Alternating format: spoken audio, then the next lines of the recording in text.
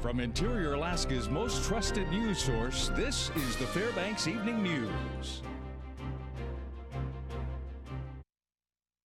Good evening and thanks for joining us. Our top story tonight, a man swimming in the Chena River prompted emergency responders to search the waters after witnesses saw him go under and not come back up. That's right. Personnel from the Fairbanks Fire and UAF fire departments along with Fairbanks Police came to assist in finding the man on the Chena near the Wendell Street Bridge. Witnesses on scene described the man as an Alaska native in his mid-20s.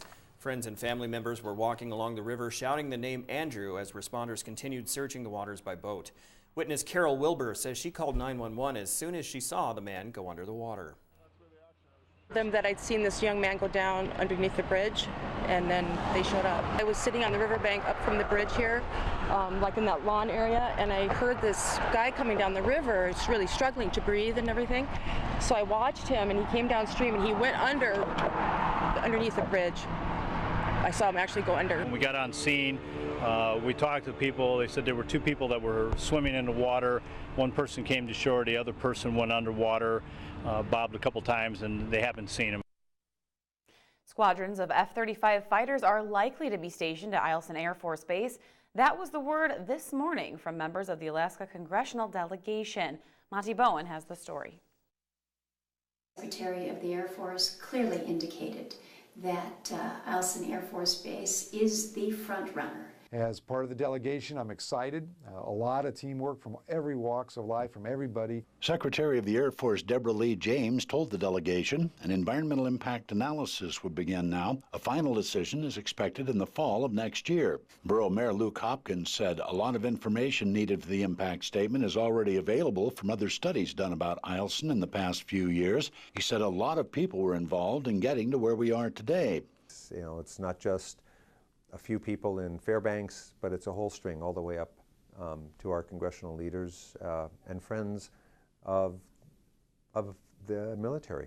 The head of the 354th Fighter Wing said the move would about double the number of aircraft at the base. That should come with about 2,000 additional people, and the numbers aren't quite final on that. We're still trying to work out exactly what the manning studies are going to show, but it should be a significant increase to the amount of people down at Eielson. 5 years ago, there were questions about whether Eielson would even remain open. We were talking BRAC, F-16s were at risk, Fort Greely was on life support, and Eielson was, why even have it? Senator Begich said there have been several parts to the fight to keep the military in the interior. The first one, keeping missile defense at Fort Greely. Second piece was F-16s. The third piece was making sure we were investing in J-Park, the training facility, and now this is the fourth piece. And I think you complete this fourth piece, the F-35s, now you got this great package. The F-35s are loaded with the latest sensor technology, weaponry, power, and the ability to conduct stealth missions undetected by most radar systems. This is Monty Bowen reporting. Native leaders ended 3 days of discussion at the Alaska Tribal Court Conference this afternoon. By the end of the conference, many echoed the need to forge more trust between tribes and the state. The director of the Office of Children's Services, Christy Lawton, said the state also needs tribal support to reduce problems in rural Alaska, such as child mistreatment. One participant says his tribe is developing a court, and he appreciates the participation of state and federal officials at this year's conference. So that's really big stuff. So we're getting recognized in the state level because the tribes are making a concerted effort to create a positive working relationship with the state government, and also they're showing a concerted effort to handle the problems within the villages, and everybody wins in the end. All right, well, it looks like it's a pretty good day out at the fair today. Oh, beautiful temperatures, and what's more, reduced price if you donate cans to the canned food drive out there. Oh, yes, and don't forget to take the selfie. That's true, that's true. For more on that, we'll join Mike Schultz live at the fair. Mike. Hey guys, you could not have asked for a better night here at the Tanana Valley Fair. It is gorgeous, beautiful blue sky, and the park is filling up fast. You know how I know that? Because I couldn't find a parking space. They're really bad. We have folks coming up, bringing up 4 cans of food, and the folks that are collecting it are ones that have been here for a long time. This is group of 168, is that 168th? Yes, Air National Guard out at Eielson Air Force Base. And you guys have been here tirelessly every year collecting these cans. What makes you want to get out here and do this? Just for the community, just to help out. The food bank really wants us to help out, so we always come out here and do it. Pretty exciting for you? Pretty exciting for you also? Yes, it's very exciting. It's good to see the community and collect cans and see people enjoying going into the fair. We've already done a good job. We got a truck full almost of cans here. That's great. And this guy here, a little bright yellow here, is this your first time out? No, I came last year with my wife also. She's in the 168, so she signs me up to help. It's pretty gratifying to watch everybody walk up here, just like you're doing right now, and hand the cans out, right? Oh, it's a lot of fun, yeah. It's great to be here and do this. Yeah. It's a great cause. And like I said, it's bringing 4 cans of food, it's getting folks in. Come on up, folks, and put your cans of food in. We're getting a variety. We're getting chicken noodle soup, cream of celery, and of course the all-time favorite, diced tomatoes. Anyway, it's all for a great cause, and it is Canned Food Day. If you're watching this right now, come on out. It's a great time for the fair.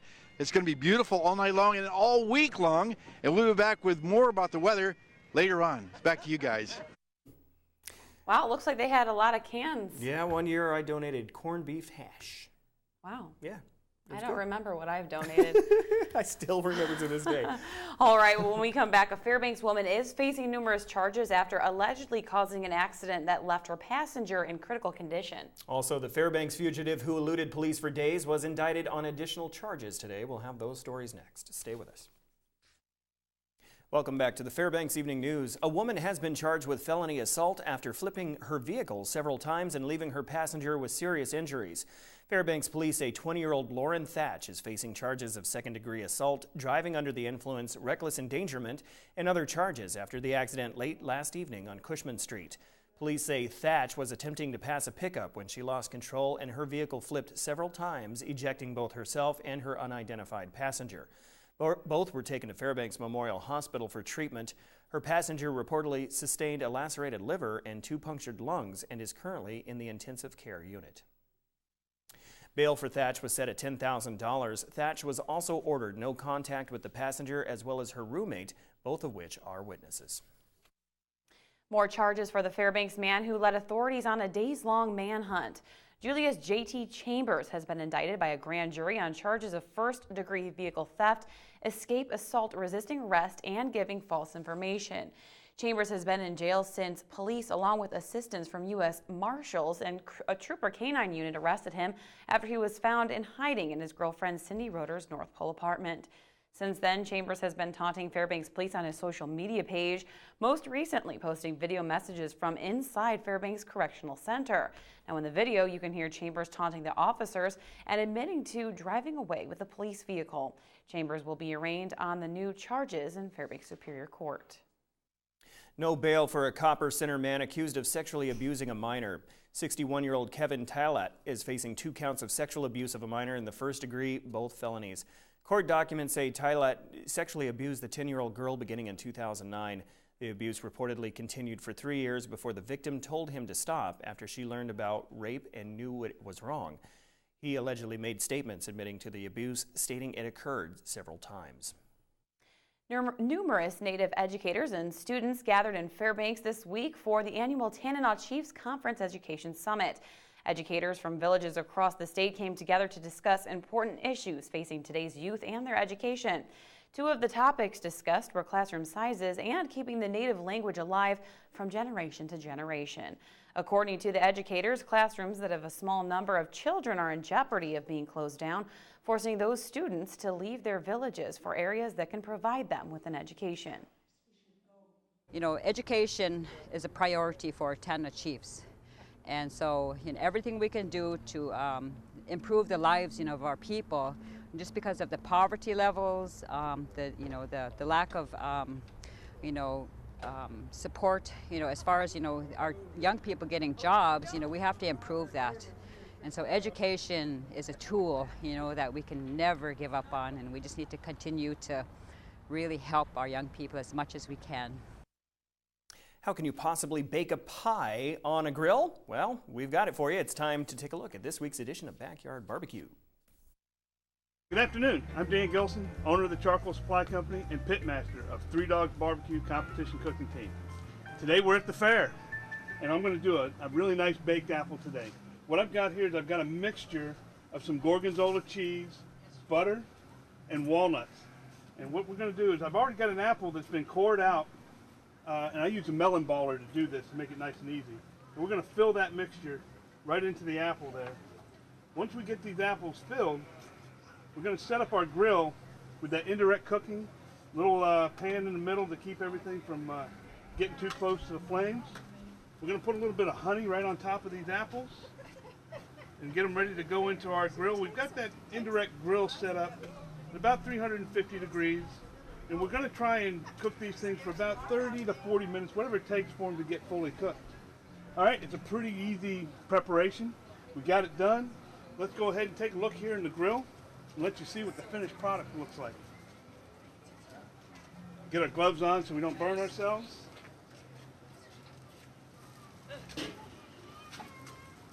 And there you have it, a gorgonzola and walnut stuffed baked apple. This has been the Backyard Barbecue Series. My name is Dan. Welcome to the Tanana Valley State Fair.